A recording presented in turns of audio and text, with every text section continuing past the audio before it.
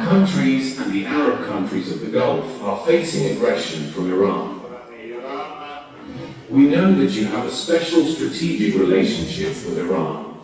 Therefore, we hope that Russia will play a greater role and exert pressure on Iran to stop the aggression against our countries. Did you condemn what the United States and Israel started doing? Did you condemn the death of 170 schoolgirls? We also cannot accept a logic according to which Iran's actions are deemed unacceptable, while everything the United States and Israel are doing is beyond discussion.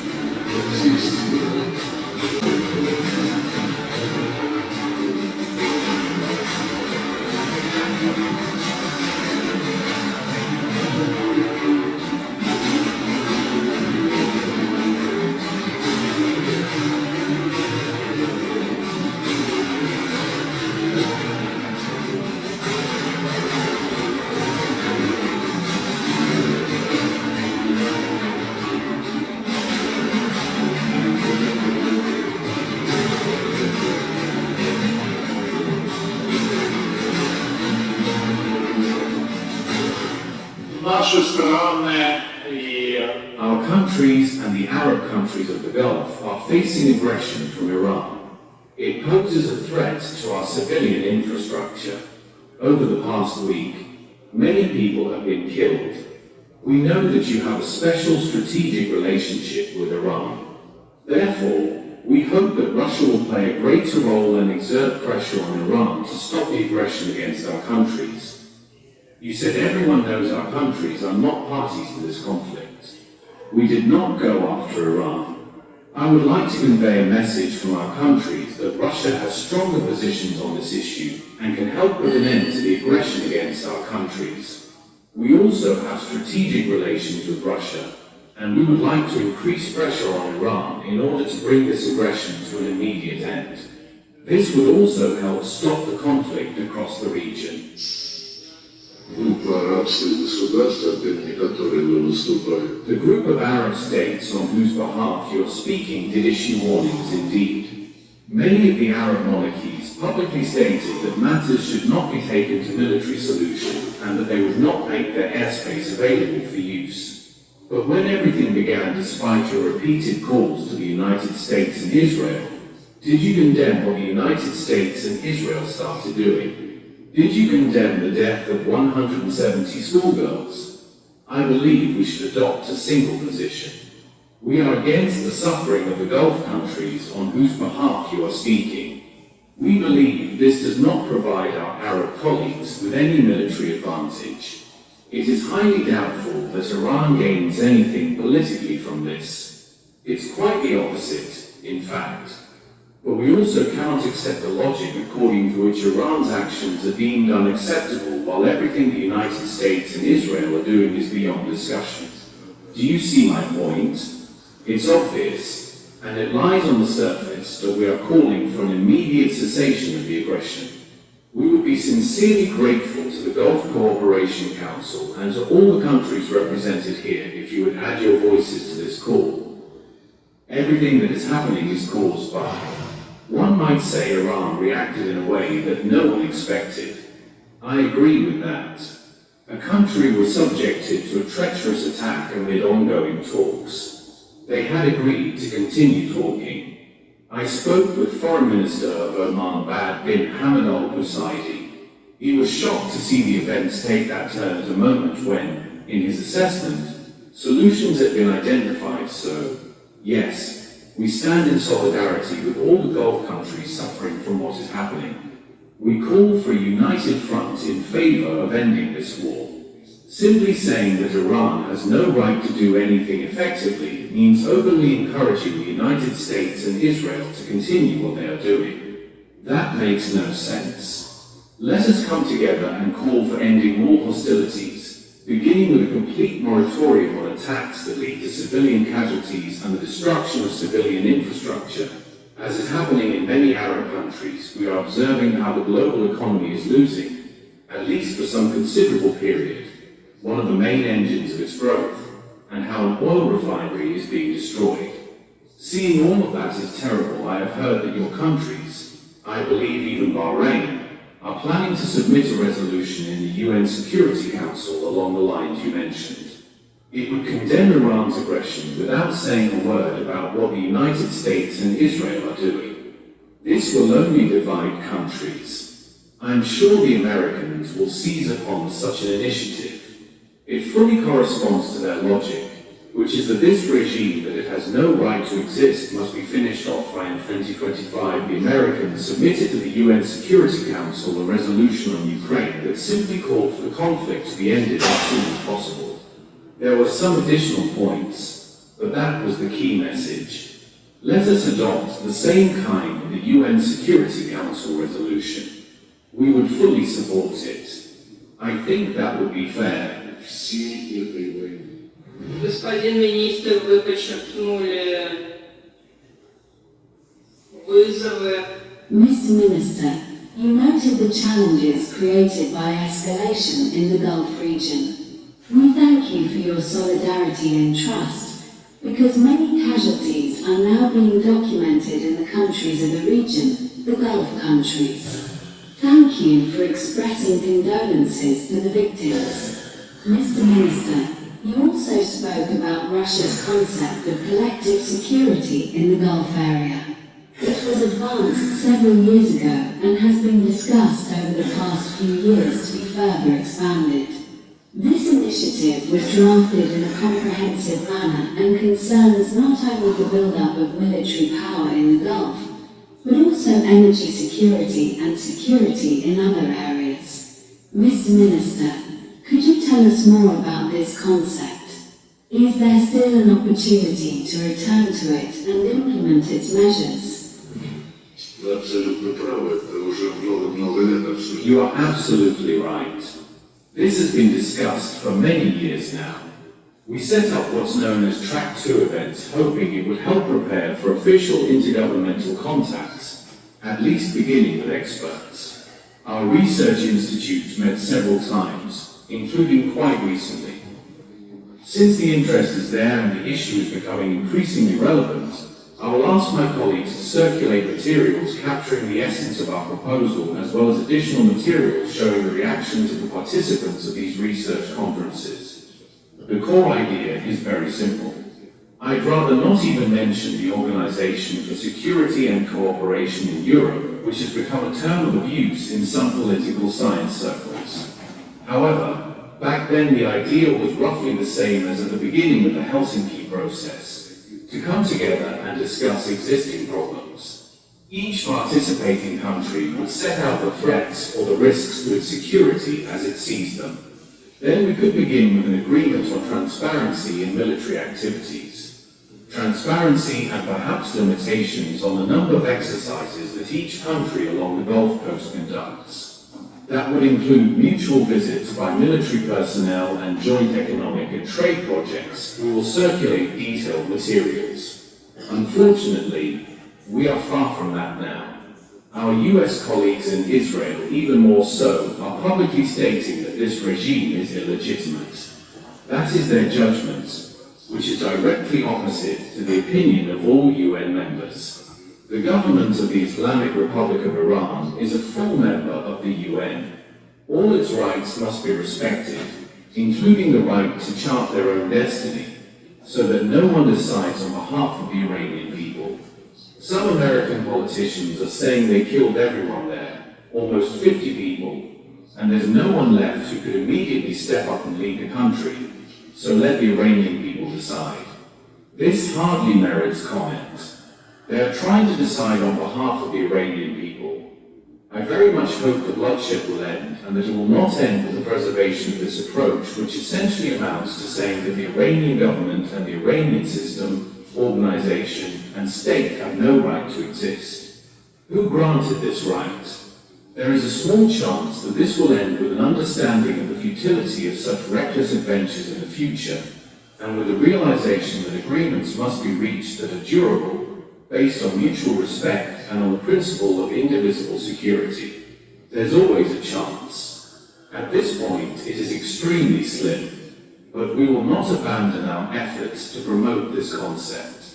As we say in Russia, dripping water can wear away a rock. У меня есть два вопроса ваши. I have two questions. First question. President Vladimir Putin has officially announced the allocation of $1 billion for the reconstruction of the Gaza Strip. Nevertheless, Russia is not a participant in the Board of Peace. Then my second question is the following. Given the events unfolding in the Persian Gulf, we fear that people will forget the situation in Palestine. The same situation continues in Gaza. The Palestinian National Authority is being denied the right to return to Gaza. For 2 months, we have been stuck in Egypt. 55% of the territory of the Gaza Strip is occupied. The Israelis control virtually everything. At the same time, the confiscation of land continues in the West Bank. The policy aimed at ceding the West Bank to Israel continues. Where is the international community? Where is the UN? In your opinion, in which direction are we heading?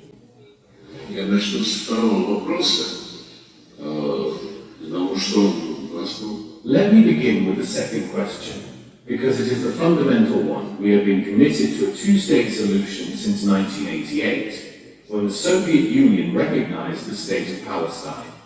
Since then, a fully accredited embassy has been operational here, and we maintain full diplomatic relations.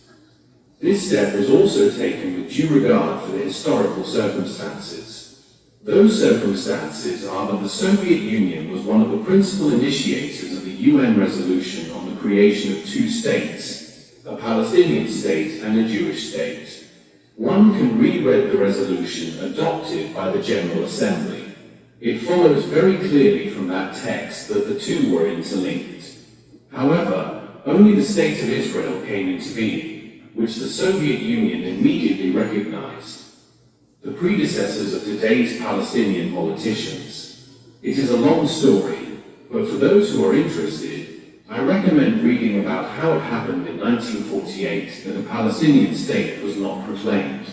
One should probably look for the reasons for that among the Palestinian politicians of that time.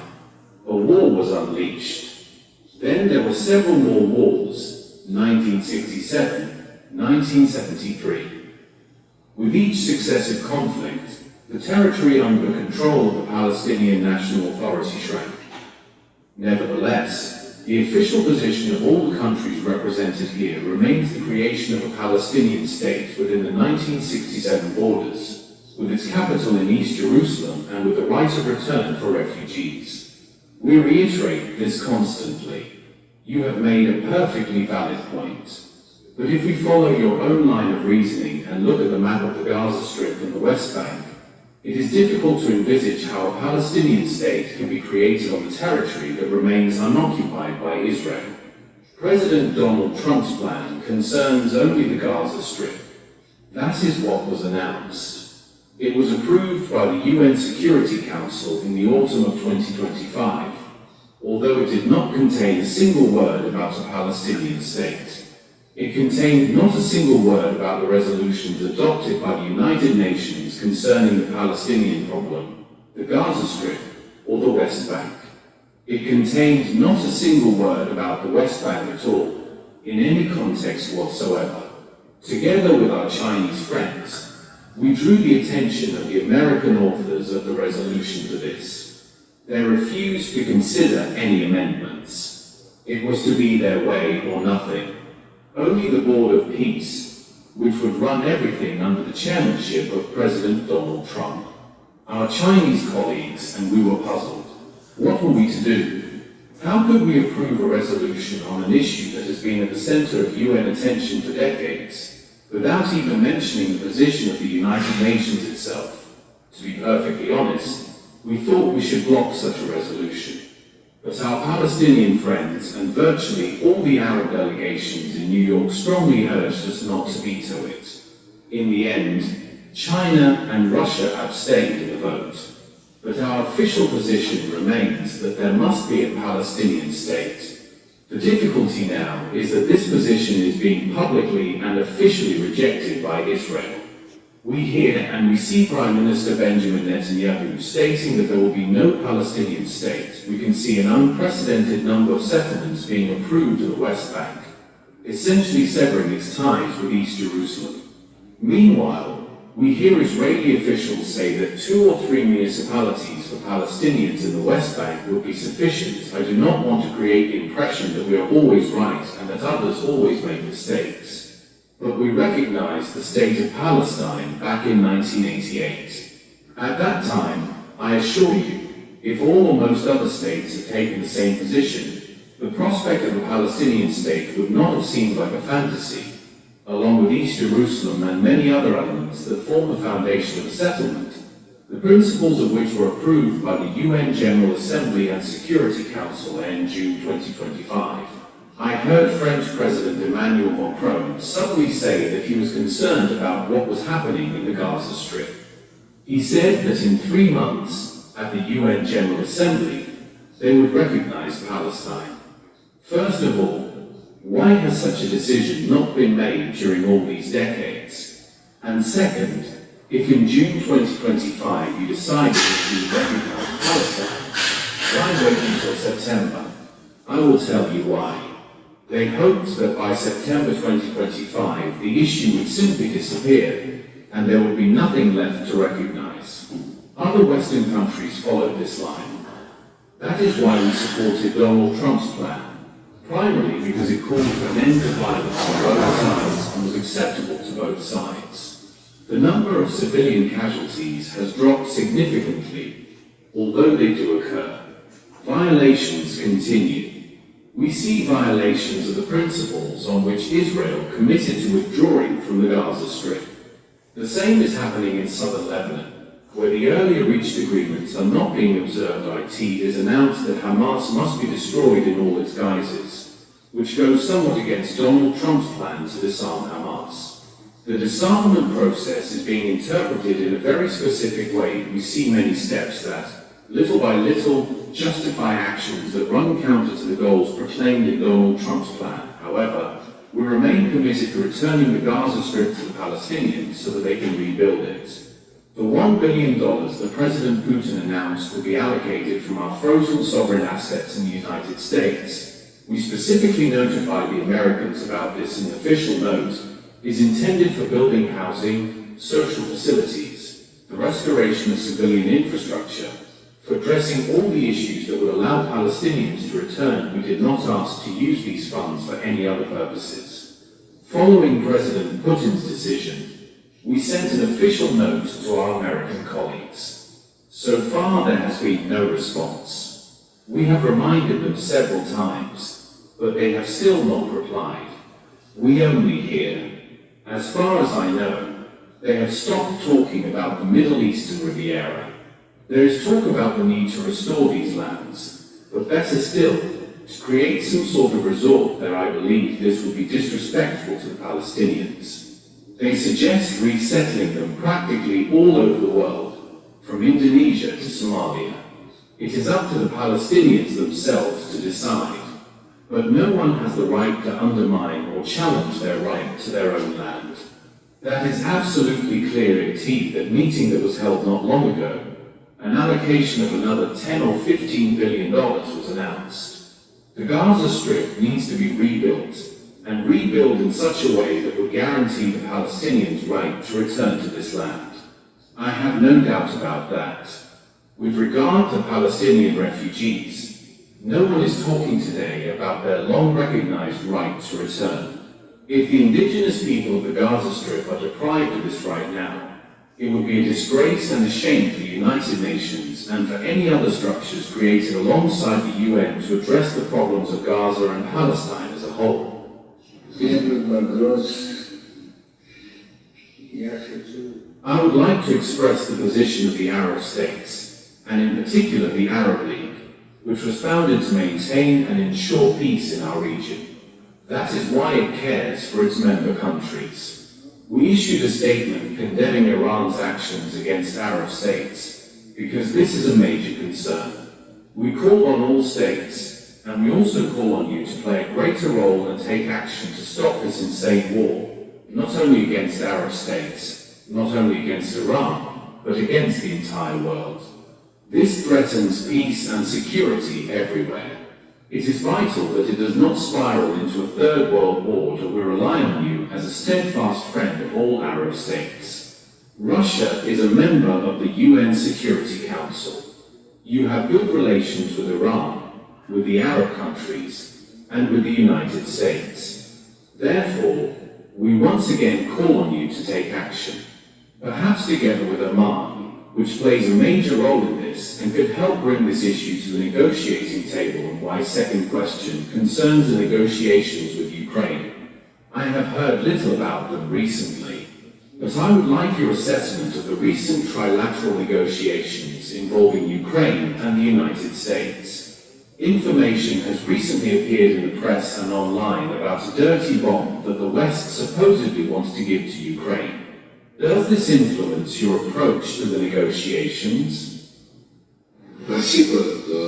На первый вопрос. On your first question, I can only repeat what I already said in response to the distinguished ambassador of Bahrain.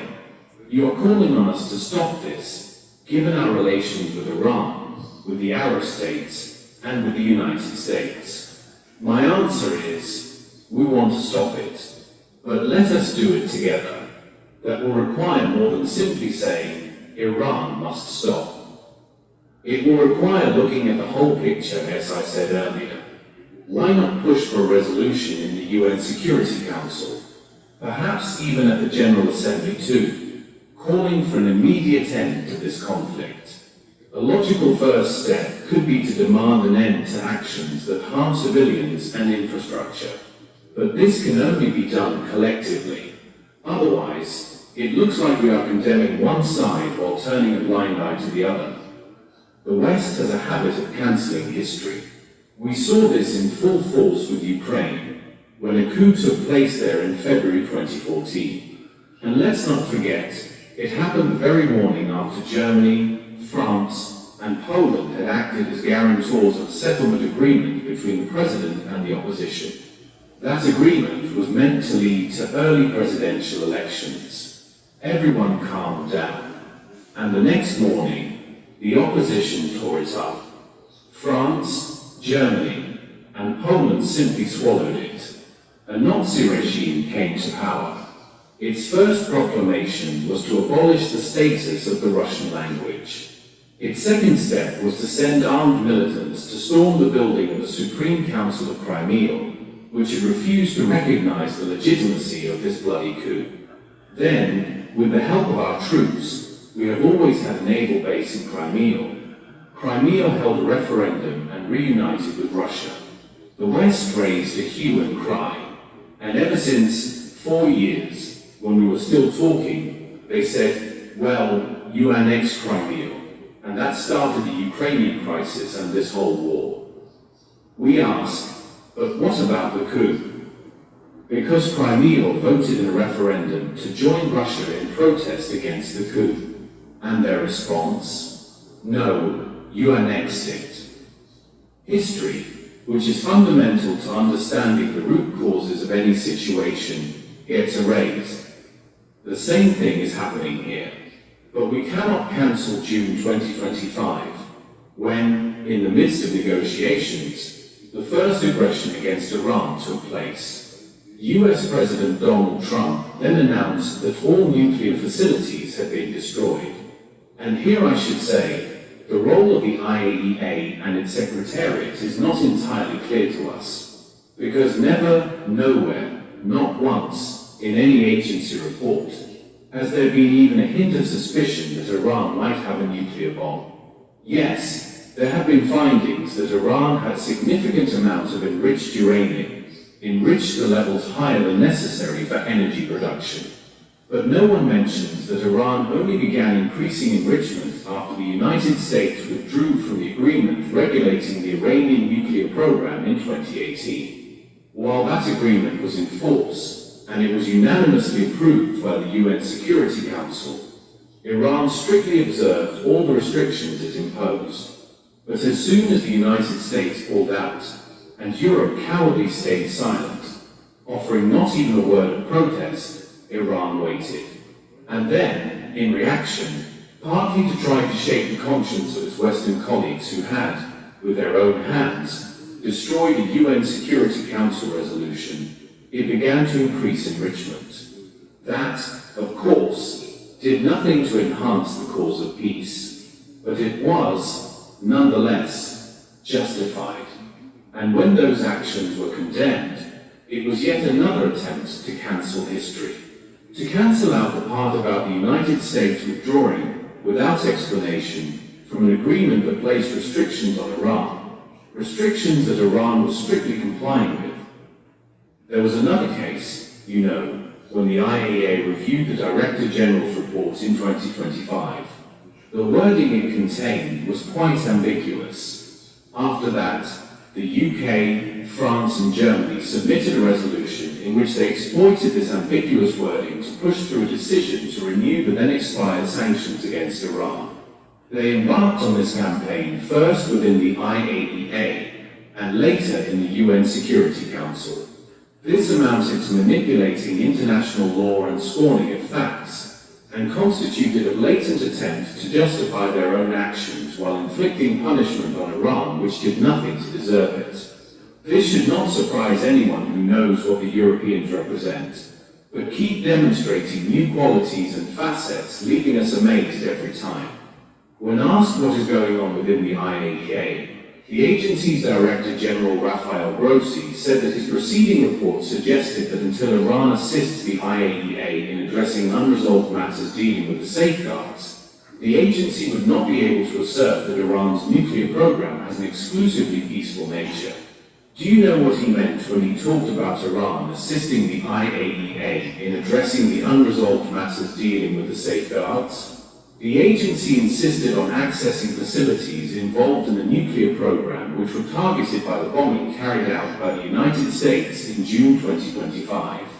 They insisted on this point until recently. Iran, as well as Russia, by the way, asked the IAEA how these facilities could be bombed if they were under the IAEA's control and covered by its safeguards. This is something which is strictly prohibited. Could the IAEA share its point of view on this illegal act? It did not fly. All the IAEA said was that they needed to access these sites. You see, they buried the story about how it all started.